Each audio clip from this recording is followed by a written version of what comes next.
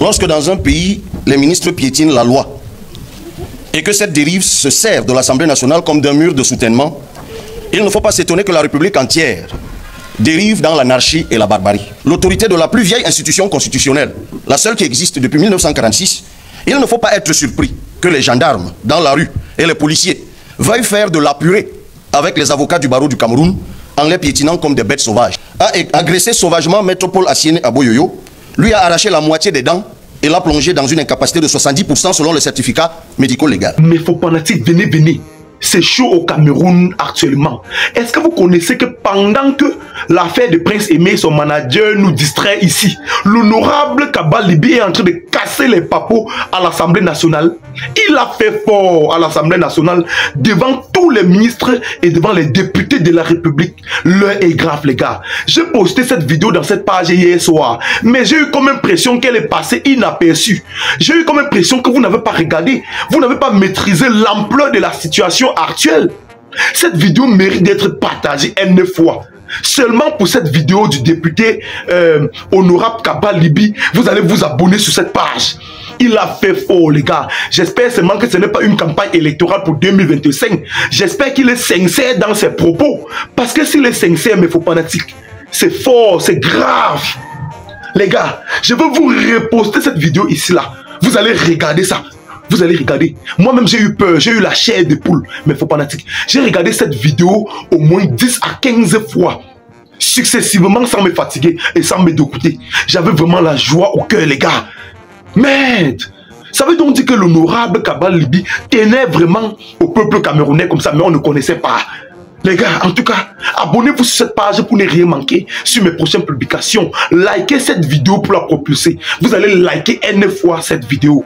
Cette vidéo mérite d'être propulsée à nul autre pareil. En tout cas, je vous laisse réécouter cette vidéo. Vous allez la télécharger et garder ça comme archive. Quant aux followers dont j'ai promis hier de poster la suite de cette vidéo de l'honorable Kaba Libi, mais faut pas fanatique, vraiment je suis désolé. Cette vidéo marque le début et la fin de ses propos. Il n'a rien ajouté après cette vidéo que je vous ai présentée.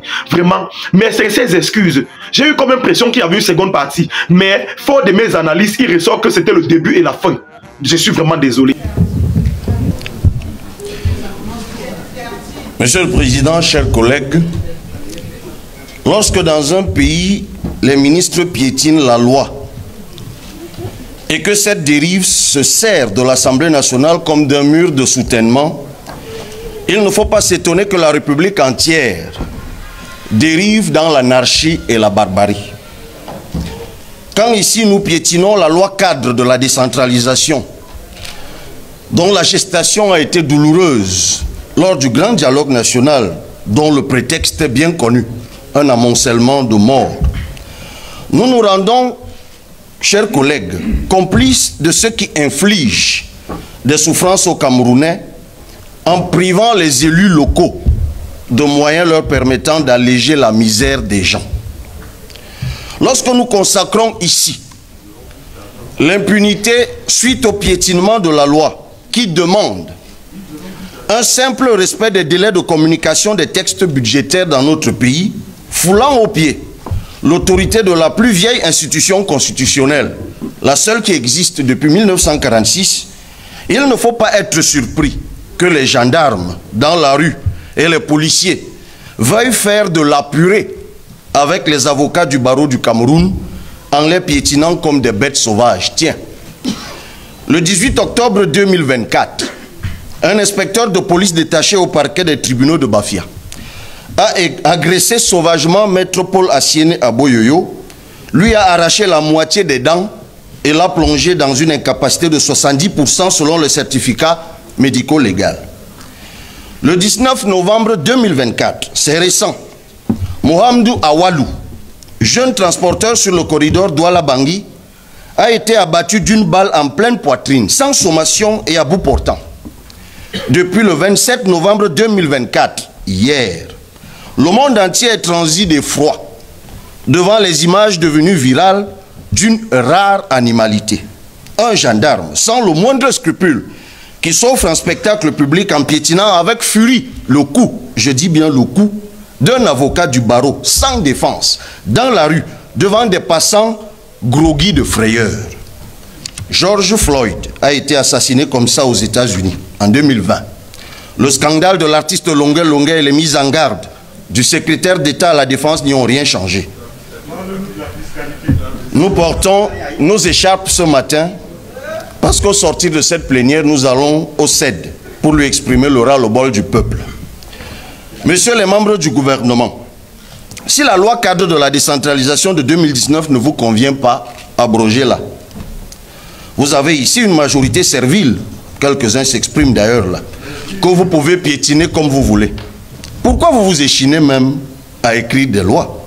Fermez une fois l'Assemblée nationale puisque tout vous est permis.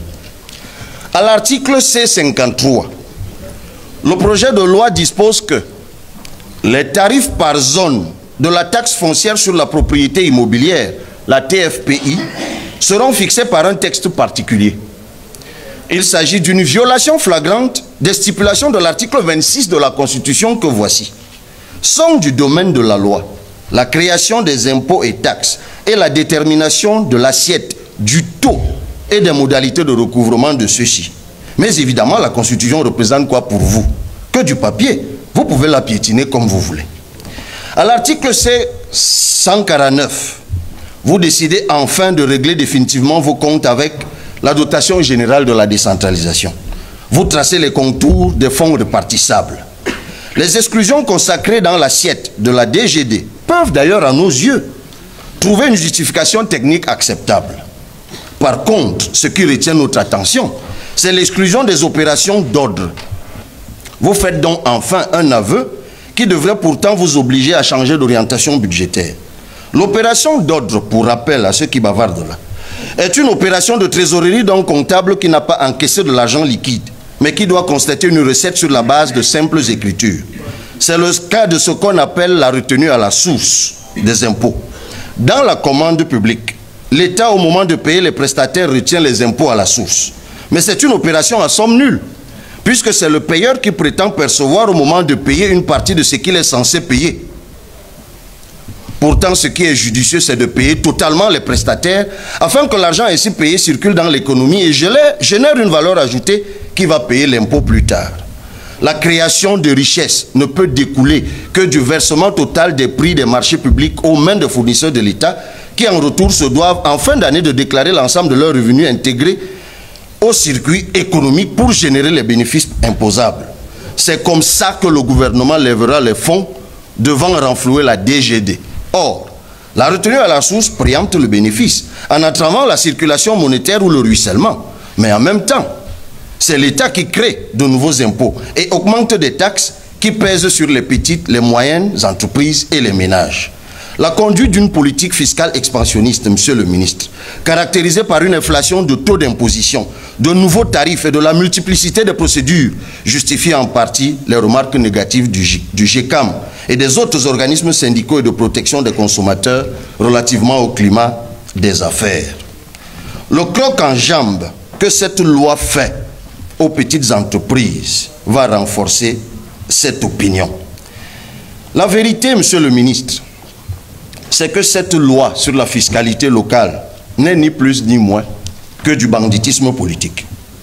Vous utilisez les communes et les régions comme des faire-valoir. Vous vous en servez comme prétexte pour créer de nouveaux impôts et pour augmenter d'autres taxes.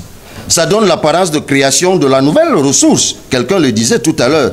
Mais en réalité, ces ressources vont juste rentrer dans le circuit gabégique habituel et surtout asphyxier les petites entreprises et les ménages. Quand la taxe d'abattage d'une tête de bœuf passe de 1000 francs à 2500, celle d'une tête de porc passe de 400 à 1500, celle d'une tête de mouton de 250 francs à 1000 francs, celle d'un coq de 0 francs à 250. Je ne parle même pas de l'impôt du timbre communal qui passe de 200 francs à 500 francs. C'est quoi le but? Si ce n'est de provoquer l'augmentation des prix en fin d'année et l'aggravation de la pauvreté des gens. Ce que les mairies, les communes et les régions attendent de cette réforme, c'est le respect de la volonté du peuple en permettant aux élus d'avoir les moyens de régler leurs problèmes. Mais cette loi durcit plutôt la caporalisation des ressources par l'État central. La vérité est simple. Vous ne voulez pas la décentralisation.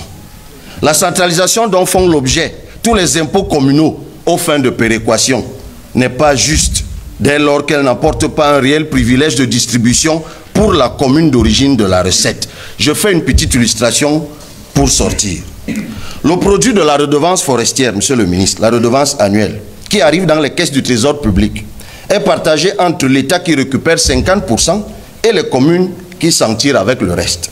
Mais en réalité, la quote-part des 50% affectés aux communes est répartie comme suit en vertu des dispositions de l'article 243 du Code général des impôts.